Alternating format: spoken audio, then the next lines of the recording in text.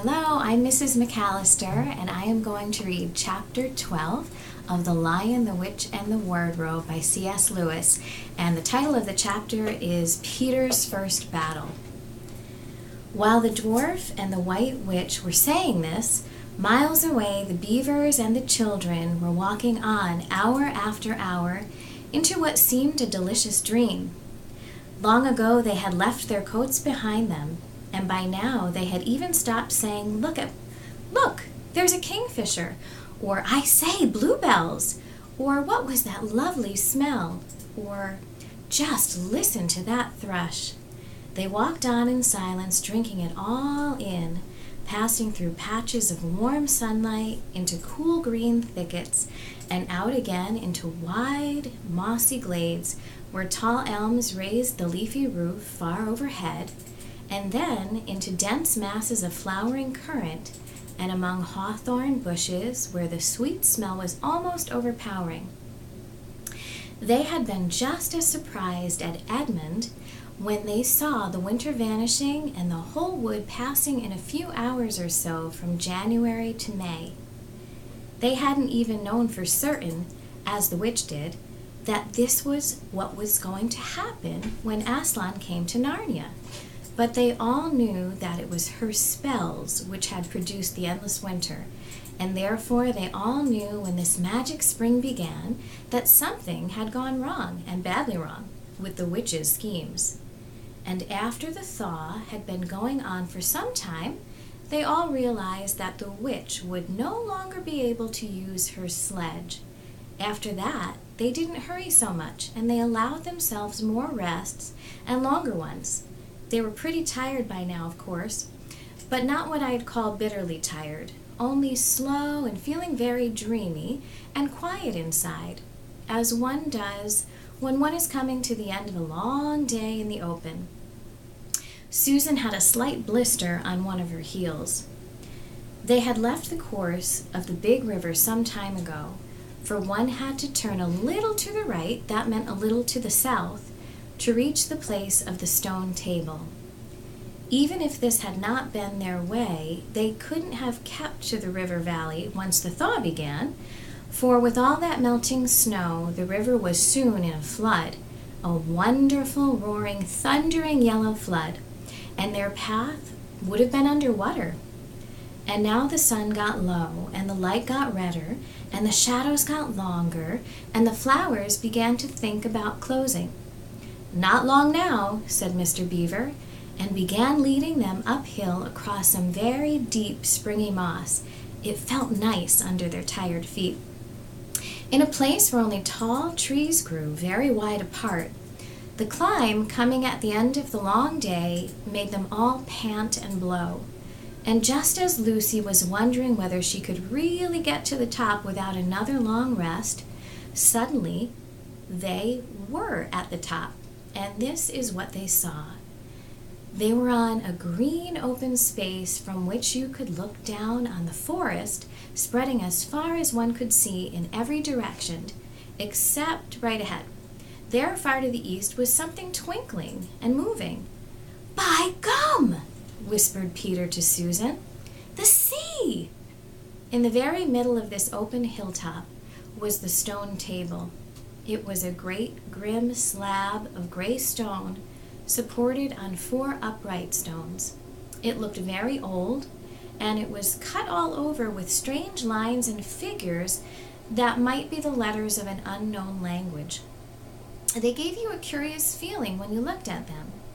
The next thing they saw was a pavilion pitched on one side, and on the other it was an open place. A wonderful pavilion it was, and especially now when the light of the setting sun fell upon it, with sides of what looked like yellow silk, and cords of crimson, and tent pegs of ivory, and high above it on a pole a banner which bore a red rampant lion, fluttering in the breeze, which was blowing in their faces from the far-off sea. While they were looking at this, they heard a sound of music on their right, and turning in that direction, they saw what they had come to see. Aslan stood in the center of a crowd of creatures who had grouped themselves round him in the shape of a half moon. There were tree women there, and well women, dryads and naiads, as they used to be called in our world, who had stringed instruments. It was they who had made the music. There were 4 great centaurs. The horse part of them was like a huge English farm horses, and the man part was like stern but beautiful giants.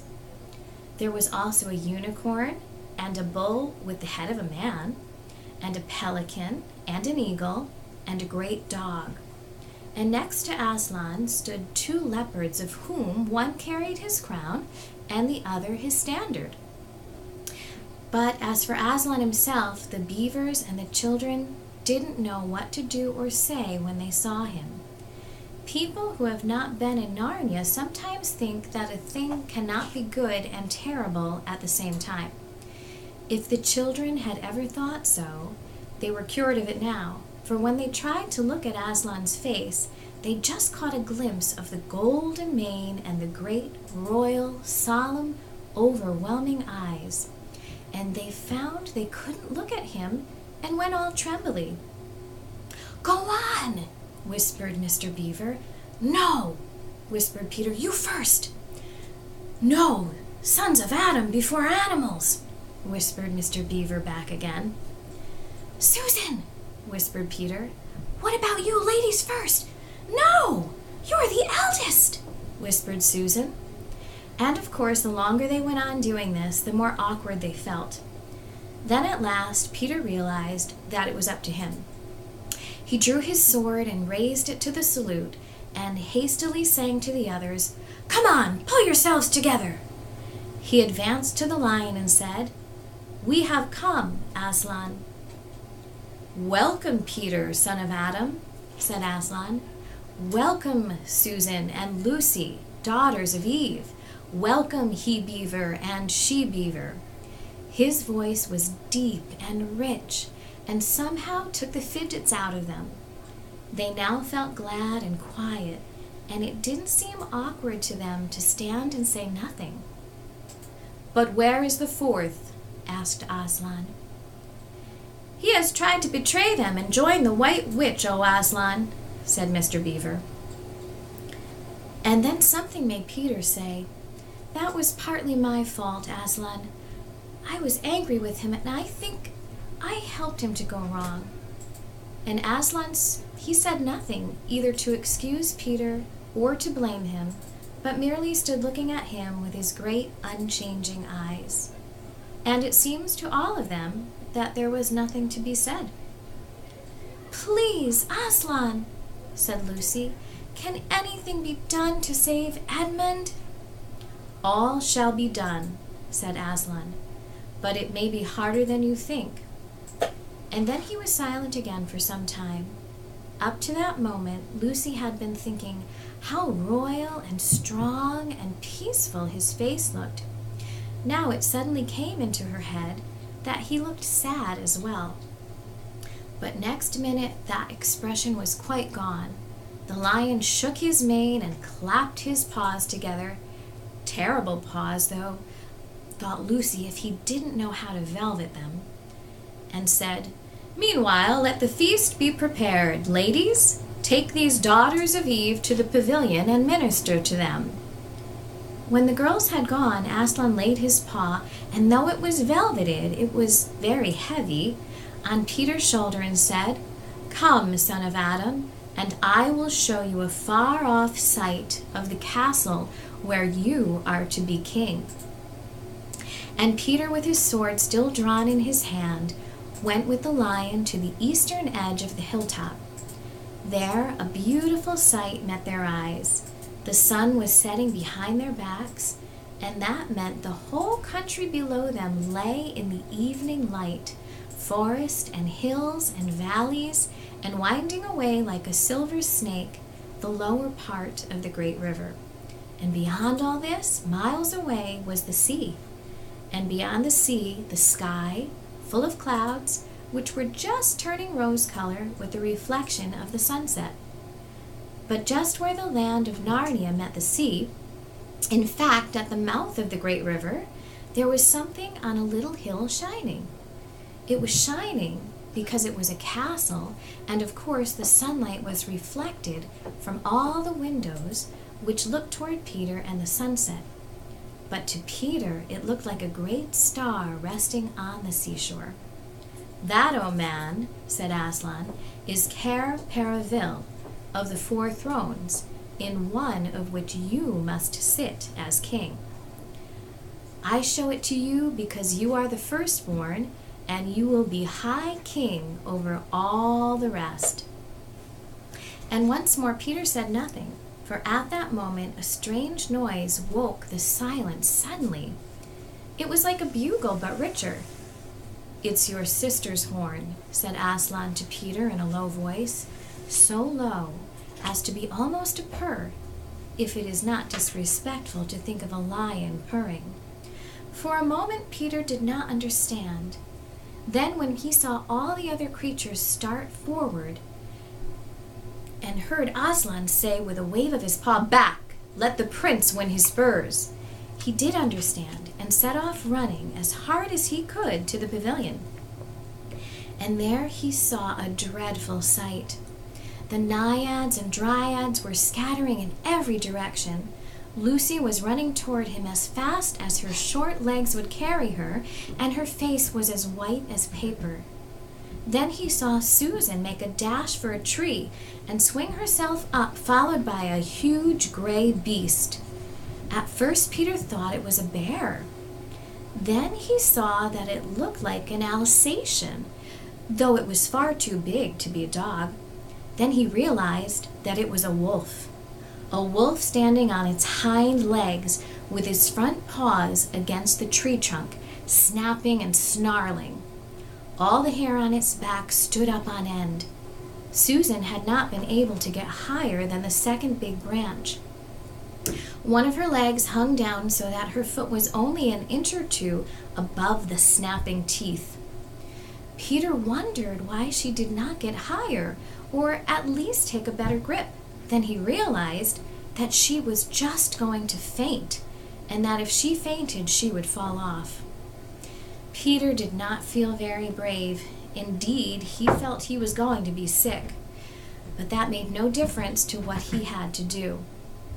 He rushed straight up to the monster and aimed a slash of his sword at its side. That stroke never reached the wolf. Quick as lightning, it turned around, its eyes flaming and its mouth wide open in a howl of anger. If it had not been so angry that it simply had to howl, it would have got him by the throat at once. As it was, though all this happened too quickly for Peter to think at all, he had just time to duck down and plunge his sword as hard as he could between the brute's forelegs into its heart.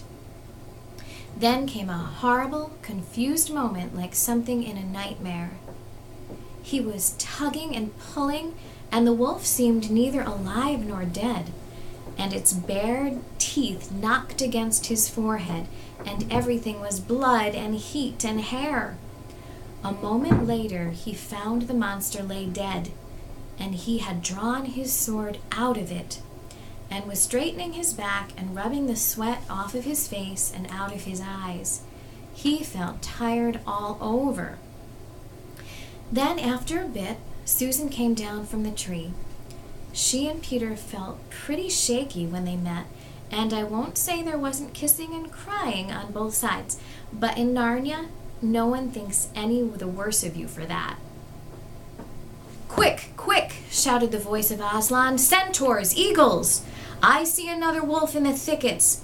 There, behind you. He has just darted away. After him, all of you. He will be going to his mistress. Now it is your chance to find the witch and rescue the 4th son of Adam." And instantly, with a thunder of hoofs and beating of wings, and a dozen or so of the swiftest creatures disappeared into the gathering darkness. Peter, still out of breath, turned and saw Aslan close at hand. "You have forgotten to clean your sword," said Aslan. It was true. Peter blushed when he looked at the bright blade and saw it all smeared with wolf's hair and blood. He stooped down and wiped it clean on the grass, and then wiped it quite dry on his coat. "Hand it to me and kneel, son of Adam," said Aslan. And when Peter had done so, he struck him with the flat of the blade and said, "Rise up, Sir Peter Wolfsbane, and whatever happens, never forget to wipe your sword."